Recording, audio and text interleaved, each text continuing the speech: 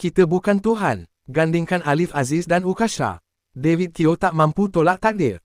Sebelum kita melangkah jauh, yang belum lagi subscriber, apa kata anda subscriber dan tekan butang loceng untuk notifikasi video selanjutnya?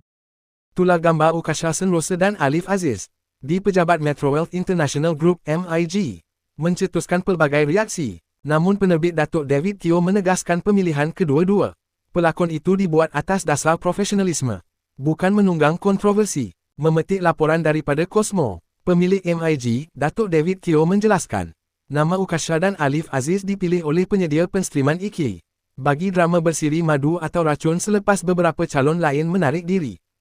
Selain mengambil kira pengalaman mereka yang pernah bekerjasama dengan MIG sebelum ini, dari segi pemilihan pelakon kita ikuti permintaan pihak saluran, dengan mengusulkan 5 nama, bukan sengaja meletakkan Ukasha dan Alif saja sebagai calon hero serta heroin. Kedua-duanya pernah bekerja dengan MIG sebelum ini, jadi kami tahu komitmen dan cara kerja mereka. Ini tiada kena-mengena dengan sebarang kontroversi.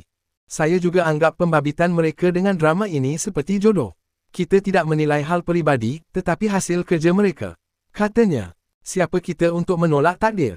Macam Alif, dia sudah mengakui kehilafan ketika melayari rumah tangganya dulu. Dia mahu buka buku baharu. Ukasha pula kini bergelar ibu tunggal kepada seorang anak. Dia nak bekerja mencari rezeki, jadi kita bukalah peluang itu.